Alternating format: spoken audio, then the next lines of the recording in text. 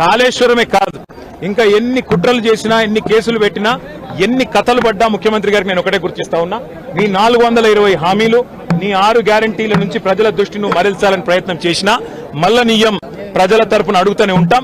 నువ్వెన్ని రకాలుగా వేధించినా నిన్ను వదిలిపెట్టాం, నీ కాంగ్రెస్ పార్టీని బొందబెట్టేదాకా వెంటాడుతూనే ఉంటాం. కేసీఆర్ కమిషన్ ముందు పిలవాలి కాబట్టి పిలిచారనుకోవచ్చా? కేసీఆర్ గారు తెలంగాణ చరిత్ర, కేసీఆర్ ను ఇవాళ పిలిచి అది కూడా ఇరిగేషన్ గురించి మాట్లాడటము అంటే ఇది హనుమంతుడి ముందు కుప్పిగంతులు లాంటివి. ఎందుకంటే కేసీఆర్ గారికి ఉన్నంత క్షుణ్ణమైన అవగాహన, వాగులు, వంకలు, నదులు, చెరువులు, వీటి గురించి, ఇరిగేషన్ రంగం గురించి కేసీఆర్ కు ఉన్నంత అవగాహన బహుశా భారతదేశంలోనే ఈరోజు సమకాలీన రాజకీయాల్లో ఏ రాజకీయ నాయకుడు కూడా ఉండదు. మరి అట్లాంటిది కేసీఆర్ గారిని పిలిచి లేదు అడుగుతామంటే హనుమంతుడి ముందు కుప్పిగంతులే అవుతుంది. ముమ్మాటికి నిజాలు అల్టిమేట్ గా తేల్తాయి, ధర్మము న్యాయమే గెలుస్తుంది. అల్టిమేట్ గా కేసీఆర్ గారి పేరు చరిత్రలో సువర్ణాక్షరాలతో తెలంగాణను సాధించిన నాయకుడిగా, తెలంగాణను సస్యశ్యామలం చేసిన నాయకుడిగా చరిత్రలో సువర్ణాక్షరాలతో లిఖించబడుతుంది. ఈ చిల్లర రాజకీయాలు పట్టించుకోకండి. 6 గ్యారంటీలు, 420 హామీల మీదే మనం అందరం దృష్టి పెడదాం. ఖచ్చితంగా రేవంత్ రెడ్డిని, కాంగ్రెస్ పార్టీని తొందరలోనే ఈ చిల్లర రాజకీయాలు అన్ని ముగిసిన తర్వాత ప్రజాక్షేత్రంలో బట్టలిప్పి నించోబెట్టే విధంగా కార్యాచరణ ఉంటది. దానికి మీ మద్దతు పలకాలని రాష్ట్ర ప్రజలకు రేవంత్ రెడ్డి అనే ఒక చిల్లర నాయకుడు, ఒక చిల్లర వ్యక్తికి కేబినెట్ అంటే అర్థం కాదు, కేబినెట్ ఎట్లా పనిచేస్తుందో అర్థం కాదు. ఎందుకంటే ఆయన ఆలోచనలు వేరు, ఆయన ఎజెండా వేరు. ఆయనకు రాష్ట్ర ప్రయోజనాల కంటే, రైతుల ప్రయోజనాల కంటే రాజకీయ ప్రయోజనాలు, రాక్షస ఆనందము, పైశాచిక ఆనందం ఆయనకు ముఖ్యం. ఆయన చిల్లర పని చేసి బ్యాగులు మోసి జైల్లో పడ్డాడు కాబట్టి మా వాళ్ళని కూడా కొంతమందిని జైల్లో పెట్టాలనేది ఆయన వికృతమైన ఆలోచన తప్ప ఇంకోటి కానే కాదు. నేను చెప్పేదల్లా ఒకటే, అబద్ధం నిజం నిలకడ మీదనే తెలుస్తుంది. నిజం కడప దాటే లోపల అబద్ధం అంగిలాగేసుకుని ఊరంతా తిరిగి వస్తుంది అన్నట్టు కొన్ని రోజులు కాళేశ్వరం అని, కొన్ని రోజులు ఫోన్ ట్యాపింగ్ అని, కొన్ని రోజులు ఫార్ములా ఈ అని ఏదైతే డ్రామాలు రేవంత్ రెడ్డి ఆడుతా ఉన్నాడో, ఆయన ప్రభుత్వం ఆడుతా ఉందో, ఇవన్నీ కూడా కేవలం ప్రజల దృష్టి మరల్చడానికి చేస్తున్న చిల్లర ప్రయత్నం. 420 హామీలు, 6 గ్యారంటీలు అమలు చేయలేని ముఖ్యమంత్రి, చివరికి మంత్రివర్గ విస్తరణ చేయలేని ముఖ్యమంత్రి, చివరికి మంత్రివర్గ విస్తరణ చేసిన పోర్ట్ఫోలియోలు కూడా కేటాయించుకోలేని ఒక అసమర్థ ఫెయిల్యూర్ చీఫ్ మినిస్టర్, ఆయన ఫెయిల్యూర్ ని కప్పిపుచ్చుకోవడానికి చిల్లర ప్రయత్నాలు చేస్తున్నాడు. అంతకంటే చేసేదేం లేదు.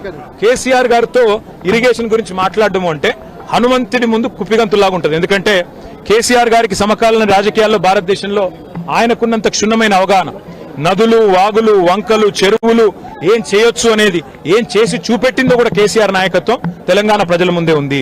బ్రహ్మాండంగా తెలంగాణను 1,00,00,000 ఎకరాల మాగాణం చేసి వరిధాన్యం ఉత్పత్తిలో పంజాబ్ ను, హర్యానాను దాటిపోయి తెలంగాణ అనే కరువు పాలిత ప్రాంతాన్ని ఇవాళ భారతదేశంలో అగ్రభాగాన్ని నిలబెట్టినందుకు కేసీఆర్ గారికి నోటీసులు ఇస్తారా? లేదా ప్రపంచంలోనే అతిపెద్ద లిఫ్ట్ ఇరిగేషన్ ప్రాజెక్టును 4 ఏళ్లలో ప్రజాస్వామ్య భారతదేశంలో కట్టినందుకు మీరు నోటీసులు ఇస్తారా? దేనికి ఇస్తారు కేసీఆర్ కు నోటీసులు? అన్ని చర్చలు కూడా ఇవాళ కమిషన్ ముందు జరుగుతాయి. ఎన్ని ప్రశ్నలు అడిగినా వాటికి సమాధానాలు సమర్థవంతంగా మేము చెప్తాము. ఇప్పటికే హరీష్ రావు గారి ప్రజెంటేషన్ తోనే కాంగ్రెస్, బీజేపీ నాయకుల ఫ్యూజులు ఎగిరిపోయినాయి. ప్రజలకు కూడా మొత్తం వాస్తవాలు అర్థమైపోయినాయి. వాడు కొత్తగా చెప్పడానికి కానీ, మరి అడగడానికి కానీ వాస్తవంగా ఏం లేదు. కానీ సాంకేతికంగా పిలవాలి కాబట్టి పిలిచడం నేను అనుకుంటాను. రేవంత్ రెడ్డి వాళ్ళ మామ దగ్గర కూర్చుంటే మంచిది. పిల్లనిచ్చిన మామ దగ్గర రేవంత్ రెడ్డి 5 నిమిషాలు కూర్చొని బుద్ధి జ్ఞానం తెచ్చుకుంటే మంచిది. సూదిని పద్మారెడ్డి గారు, గీత గారి తండ్రి, వారు చెప్పినారు 94,000 కోట్ల ఖర్చైన ప్రాజెక్టులో 1,00,000 కోట్ల అవినీతి అనేది ఒక తెలివి తక్కువ అంటాడన్నాడు. మరి ఆ తెలివి తక్కువ ఆయన అల్లుడు, మా కర్మగాలి. ఆ తెలివి తక్కువ ఇలా రాష్ట్రానికి ముఖ్యమంత్రి. కాబట్టి మేమనేది ఏంటంటే రేవంత్ రెడ్డి గారు ముందు పోయి వాళ్ళ మామగారి దగ్గర కూర్చొని కొన్ని పాఠాలు నేర్చుకుంటే మంచిది. కాళేశ్వరం ప్రాజెక్టు విచారణ పూర్తిగా అయిపోయిన తరుణంలో మళ్ళీ 2 నెలలు పొడిగించి కేసీఆర్ ను, ఇటు హరీష్ రావును పెంచినటువంటి సందర్భం కనిపించింది. దీన్ని ఎట్లా చూస్తుంది? ఖచ్చితంగా కక్ష సాధింపు, రాజకీయ వేధింపు తప్ప ఇందులో ఏమీ లేదు. నిజం నిలకడ మీద తేలుతుంది.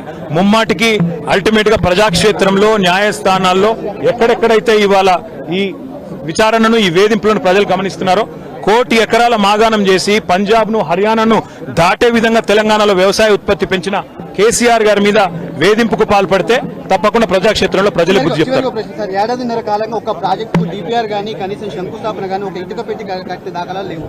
ఎట్లా చూస్తారు కాంగ్రెస్ పార్టీ? ఎట్లా చూసేదేముంది? ఇటు కూలగొట్టడానికి వచ్చింది తప్ప కట్టనికి రాలేదు.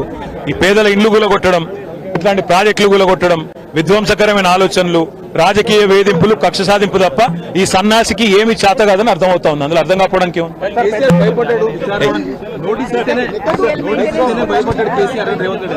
100 జన్మలెత్తినా 100 జన్మలెత్తినా రేవంత్ రెడ్డి అనే చిల్లరగానికి కేసీఆర్ గొప్పతనం అర్థం కాదు. రేవంత్ రెడ్డి గురువు, ఆయన జేజమ్మతోనే కొట్లాడినోడు కేసీఆర్, ఆ జేజమ్మని ఇక్కడి నుంచి తరిమేసినోడే కేసీఆర్. కాబట్టి రేవంత్ రెడ్డి అనే చిల్లరగాడు ఏం మాట్లాడినా, ఆయన చిల్లర ప్రభుత్వం ఏం చేసినా కేసీఆర్ ఎంటిక కూడా పీకలేరు.